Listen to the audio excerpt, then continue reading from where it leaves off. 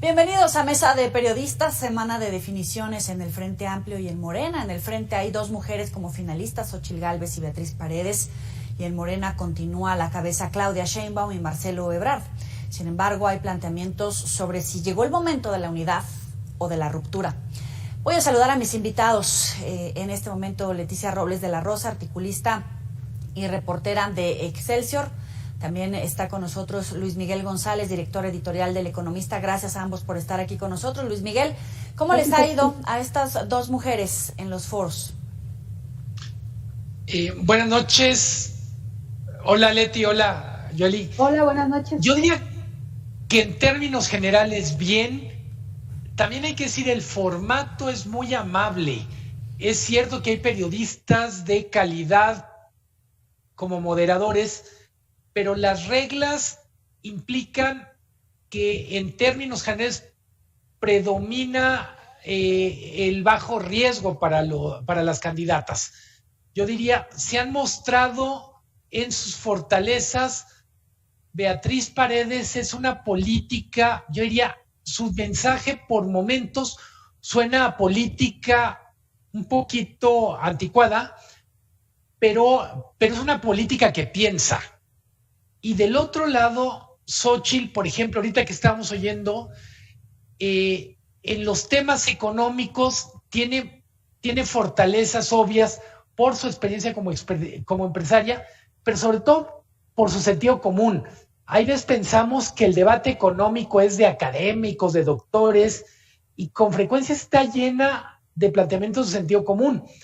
A mí me da gusto que en general estemos cada vez más escuchando de proyectos de país, aunque no le digan así, por lo absurdo que son las reglas electorales. Le doy la bienvenida a Salvador Frausto, director de investigación de Milenio, para completar la mesa. Como siempre es un gusto saludarte.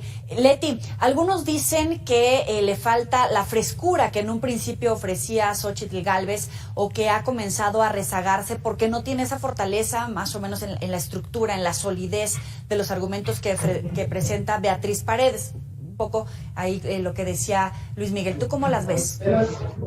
Pues mira, yo estoy viendo a dos personalidades completamente diferentes. Son dos generaciones muy distintas de políticas. Evidentemente su inicio como en la política es por vías diferentes, aunque su formación académica sea similar.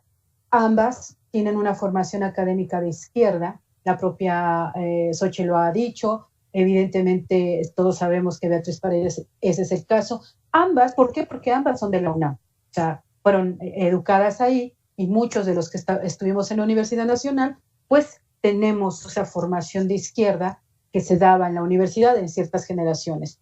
Eso por un lado. Y por el otro, yo creo que evidentemente la experiencia de que tiene Beatriz Paredes, expresidenta de la Cámara de Diputados en 3 ocasiones, senadora, embajadora, gobernadora, dirigente nacional del partido, pues la hace tener muchísimas más tablas que Xóchitl Gálvez.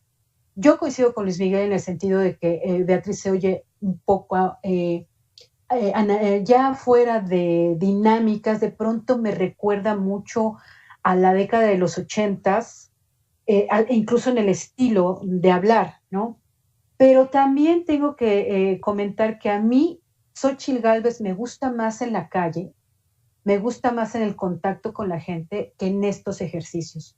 Yo a Xóchitl he detectado más egocéntrica, si me permiten esa palabra, todo es a partir de ella. O sea, a mí me pasa, yo pienso, yo creo, yo digo, yo soy el ejemplo, y creo que eso no genera la misma expectativa y la misma empatía que sí logra cuando ella está en la calle y saluda a la gente y es muy franca y es muy como es ella, ¿no? Muy transparente en ese sentido. Entonces, y vemos a Beatriz muy conocedora de los auditorios. Ella sabe muy bien qué palabras, es como, permítanme el término, muy rimbombante, ¿no? En los términos que utiliza para dirigirse a los públicos en los que está. Evidentemente, pues, se lleva de calle a Xóchitl en ese sentido. Y también coincido con Luis Miguel en el sentido de que, pues, Xóchitl tiene ideas mucho más frescas o mucho más cercanas a lo que en los últimos años hemos dado por aprender del comercio internacional, de la apertura, de la globalización, ahora de los mercados regionales. Y entonces creo que en ese terreno exclusivamente, pues les va dando como un equilibrio, ¿no? Pero yo sí veo ahí, por un lado, la debilidad de Beatriz, un poco anacrónica, y a Xóchitl un poco egocéntrica. Interesante. Salvador, hablando de fortalezas y debilidades. La movilidad de personas al tiempo que... El debate entre estas dos aspirantes, que es muy civilizado, es un poco campaña del Estado de México, en la cual, aunque parecía aburrido por momentos esas campañas, lo que me gustó es que no había esos ataques extremos de otro tipo de campañas, ciertos códigos de civilidad. Esto me gusta de estas discusiones que están teniendo tanto en los foros en las que se encuentran físicamente, como en la discusión del día a día, en los recorridos, cuando se encuentran o dan conferencias las aspirantes. Ahora bien, yo siento que la impresión que me da es que la presencia fuerte, el empaque de Beatriz está haciendo ver pequeña a Xóchitl Gálvez, incluso en su lenguaje no verbal.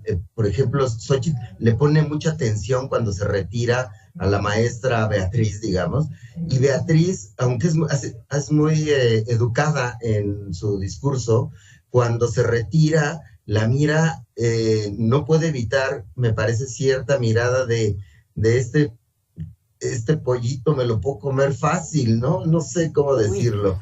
Es interesante, sí. Una Xóchitl frágil, que la notábamos muy dinámica, como que siento que se apagó, que está recurriendo, entrando a una zona de confort que no me gusta, recurriendo mucho a propuestas de boxismo, a repetir estos discursos a las élites, eran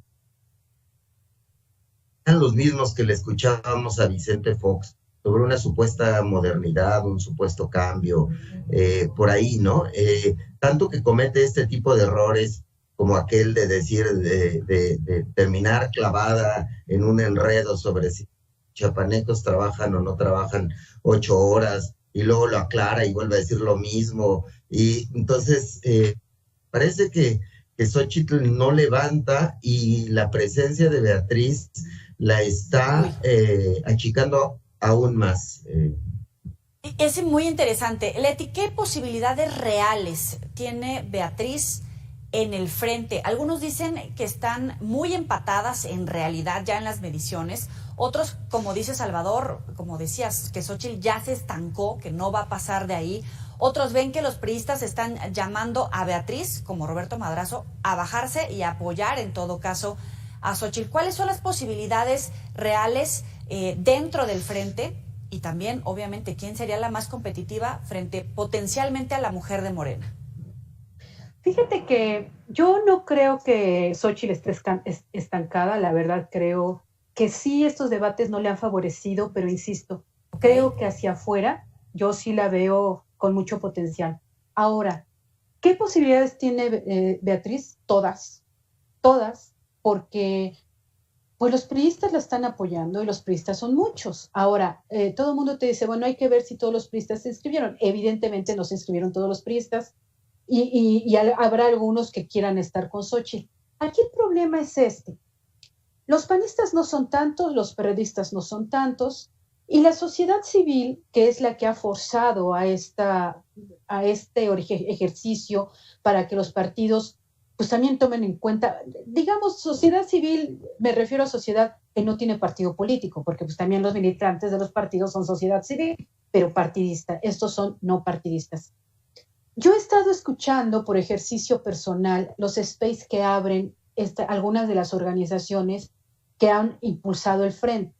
Y me llama mucho la atención que muchos de los que se inscribieron para votar ahora dicen que no van a poder votar porque van a estar de viaje, porque les toca trabajar, porque la luna se va a caer ese día, porque el sol va a ser muy fuerte, y que si por favor puede ser una votación electrónica o que si pueden poner una casilla especial. Entonces, ese es el grave riesgo, porque la sociedad activa no siempre concreta en la votación.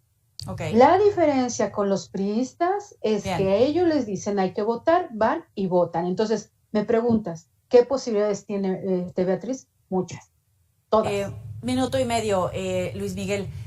¿Hay sorpresas? ¿Hay espacio para la sorpresa o ya está definido, hablando en términos de quién es más competitiva dentro del frente y frente a Morena?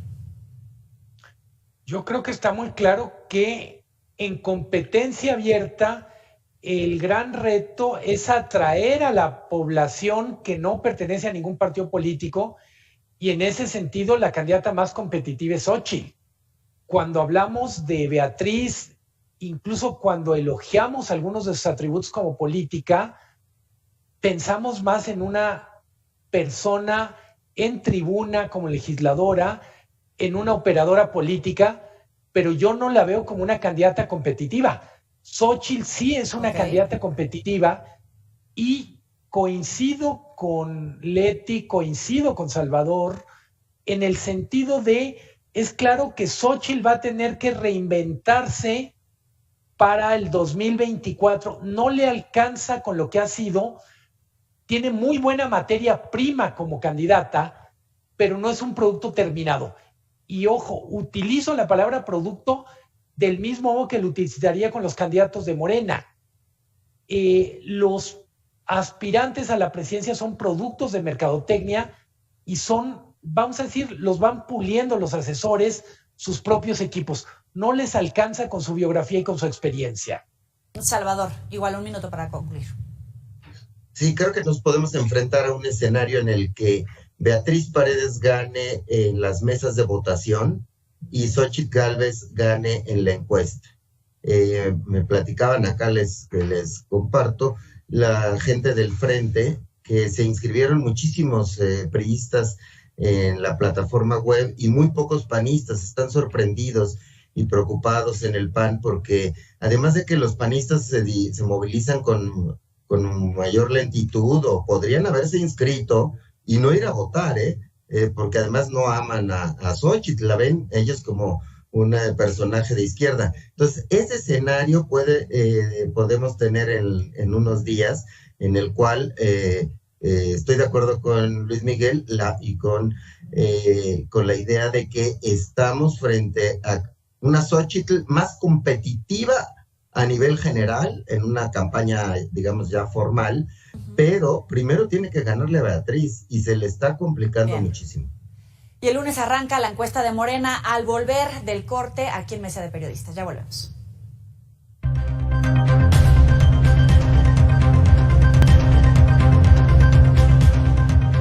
Continuamos en la Mesa de Periodistas. Salvador, ¿será Claudia?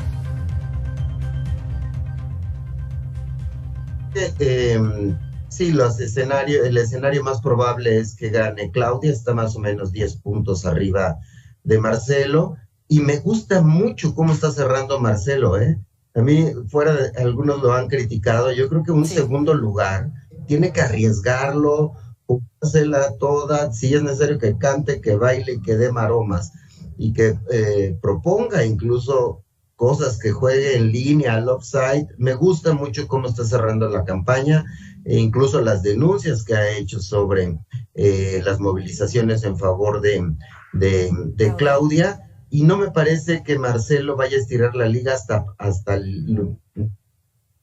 la va a estirar hasta lo más que pueda, y va a tener que apechugar si finalmente se ratifica la tendencia de que Claudia pues se imponga en las encuestas. Entraste brioso, pero esta semana una diputada de Morena y otra del PAN pues ya avanzaron judicialmente interponiendo las denuncias en contra de la Secretaría del Bienestar, un delito más allá de la jugada política. La jugada de Ebrard ya en lo judicial, no solamente en lo electoral, ¿se la va a perdonar el presidente? ¿Lo va a dejar quedarse dentro de Morena, quedarse con el Senado con este acuerdo del segundo lugar, Luis Miguel? Yo creo que el acuerdo a estas alturas ya está muerto. Esta idea de el presidente decidiendo el principio del sexenio que viene, diciendo uno es candidato, el otro coordina el Senado y el otro tiene una posición importante en el gabinete, creo que está roto. Más allá de lo que pase con las denuncias de Marcelo Ebrard, está claro que le pega la línea de flotación ese acuerdo, porque lo que está diciendo es no hay garantías de que cumplan dentro de año y medio, cuando en lo que nos pusimos de acuerdo ya no es. La propia respuesta del presidente en la mañanera es un poco de jefe de partido, pero también como de papá negligente. Dice, no hay ningún problema, hijo, estás alucinando, todos se están portando bien. Tengo la impresión que la permanencia de Ebrard en Morena no depende de si el presidente lo acepta ahí, sino si él se ve a la larga en un grupo en el que la mayoría no simpatiza con él de la manera que él quisiera. Cuando digo simpatiza, él aspira a que lo vean como líder, y tengo la impresión que el reproche a Ebrard dentro del equipo cercano al presidente, cercano a Claudia, es: tú no eres un jugador de equipo de la manera que necesitamos.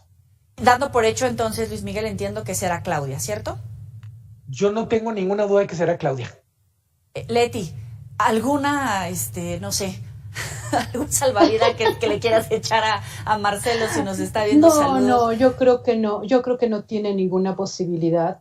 Creo que todos sabemos que es Claudia desde hace mucho tiempo, ¿no? El propio presidente, yo recuerdo mucho una entrevista que dio cuando Claudia fue a rendir protesta como jefa de gobierno, y él dijo, ella va a ser mi sucesora, ella va a ser, incluso me va a superar a mí como líder social. Lo dijo, ahí están en los periódicos, en todos. Entonces creo que siempre ha sido Claudia. Y yo creo que a Marcelo le va a pasar lo que le ocurrió a Ricardo Monreal en el 2021. Le van a aplicar la ley del hielo y van a forzar a ver si se va. Quizás van a valorar qué tanto pesa su feligresía como para que se queden en Morena o se vayan. Pero lo cierto es que así como son los morenistas, no le van a tolerar lo que ellos llaman agresividad hacia el proceso, porque todos querían aparentar algo que no es. Y más este avance judicial del caso que él ha denunciado, pues también sabemos que no va a pasar nada, pero a ellos sí les molesta esto, les molesta hasta que respiren de manera diferente a como respiran los demás. Entonces yo veo muy difícil el panorama para Marcelo Ebrard. Creo que sí está muy bien que esté cerrando así fuerte, como dice Salvador, pero si Morena fuera un partido democrático en realidad, eso sería un hit. Pero Morena es un partido muy autoritario que no permite pues este tipo de expresiones diferentes o de disenso dentro de sus filas. Salvador, lo que decía Luis Miguel, el acuerdo ya está muerto, es decir, Marcelo no se quedaría con el Senado. ¿Lo ves dentro del partido? ¿Lo ves en Movimiento Ciudadano o lo ves ya perdido? Yo creo que el acuerdo está por renegociarse. Es decir, a mí no me parece que la judicialización de estas denuncias sea un pecado mortal, es un pecado venial, no va a llegar a nada, no los van a sancionar, ni va a pasar nada. Y un ejemplo para ver cómo Morena sí perdona a los... Es el caso de Ricardo Monreal. Lo que está haciendo ahorita Marcelo es lo que hizo Ricardo Monreal en otro momento, cuando se puso de rebelde, ¿se acuerdan? Y estuvo ahí molestando y estirando la liga, a ver hasta... Ya cuando lo aceptan como corcholata formal, ya acepta las reglas, ahora todos los días habla bien del presidente y de sus compañeros, incluso Claudia parecería ya su mejor amiga, cuando su rival más visible, y lo mismo va a pasar con Marcelo, y Marcelo va a tener que jugar su capital político, es la segunda corcholata con más fuerza dentro del movimiento de Regeneración Nacional, y esa fuerza la tiene que jugar, y Morena la tiene que incluir. Me parece que los gritos y sombrerazos del momento, después vendrá una operación cicatriz y veremos muy juntos y en campaña a Marcelo y a Claudia. No la veo, pero a lo mejor tienen razón. Luis Miguel, ¿lo van a perdonar si lo ves peccata minuta ahí el proceso judicial, como dice Salvador? si lo perdonan como perdonaron a Monreal, en realidad lo acaban. Es decir, hay que recordar el proceso por el cual fue perdonado, entre comillas, Monreal. Incluyó una declaración que probablemente es la más patética del año, en un año lleno de declaraciones patéticas. Prefiero no ser nada que traicionar. Más le faltó decir a nuestro amado líder, como estuviéramos en Corea del Norte. No, el Monreal de ahora no tiene nada que ver con el Monreal de fines del año pasado. Es una versión, yo diría, es la peor versión de Monreal que hemos visto en sus 30 años de política.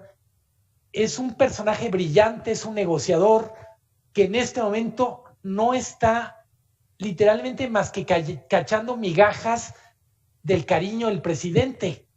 En ese sentido no lo perdonaron.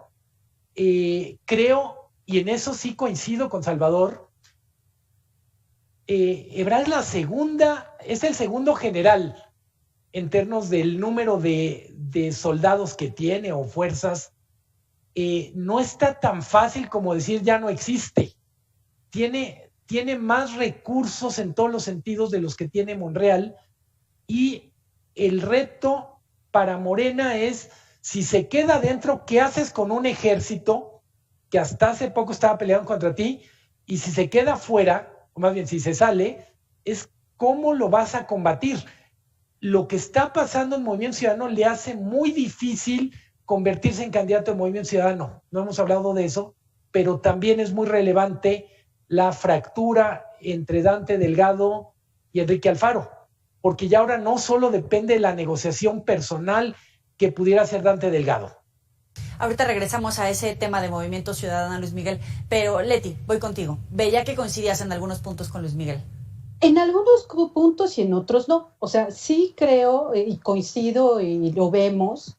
A Monreal no lo perdonaron. A ver, a Monreal lo toleraron para que dejara de manchar un proceso interno y le prometieron que le van a dar la Ciudad de México. Eso ya todo el mundo lo sabe, el propio Monreal lo ha dicho. Terminando este proceso nacional, ya empezaré a hablar de la Ciudad de México. A veces en los mítines que hacen la Ciudad de México se le resbala y dice, vamos a cambiar la Ciudad de México. Pero bueno, a Monreal no lo quieren ya en Morena.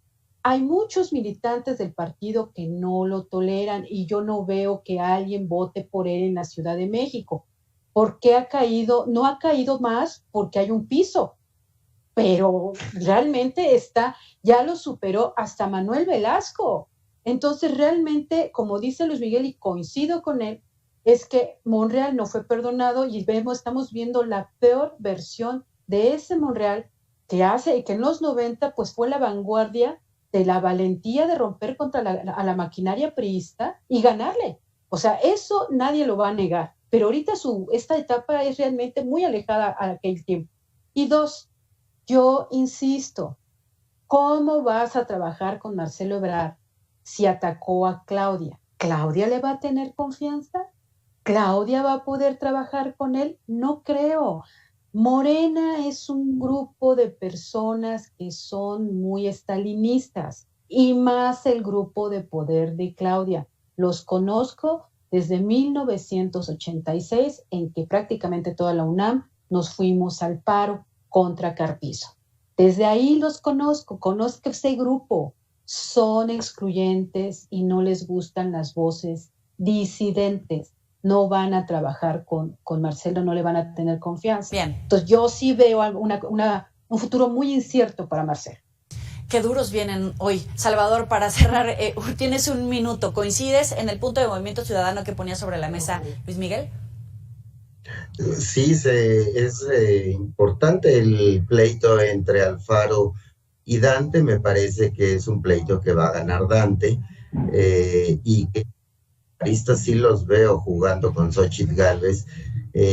Ya se subrayó hoy a lo largo del día esa famosa carta que firmaron muchos movimientos de Jalisco. La firmaron sin saber lo que había en el contenido, es decir, lo aclaró Dante y lo han ido aclarando varios de los personajes. Ellos querían expresar otra cosa, es decir, camarada Alfaro, que te vas, pero pues nosotros no nos vamos. va a mover una base del alfarismo hacia apoyo hacia Xochitl Gálvez, pero no creo que sea muy grande. Luis Miguel, 40 segundos para cerrar. Me encanta lo que dice Salvador y casi me gustaría hacer una apuesta en público. La bronca la gana Alfaro. Y creo... sí, apostemos, Luis Miguel. Órale, una cena para los 4. Leti, entonces, ¿por cuál vas? Ya que hablamos de apuestas. Gana Alfaro. Gana Alfaro. Listo, ya están puestos. Oigan, les agradezco. Faltas tú, Joely. Yo estoy conduciendo la mesa de periodistas, pero encantada de compartir con ustedes una cena. Nos tenemos que ir porque se nos acabó el tiempo. Leti Robles de la Rosa, como siempre, Salvador Frausto, Luis Miguel González. Gracias a los tres por estar con nosotros en la mesa de periodistas. Gracias a ti.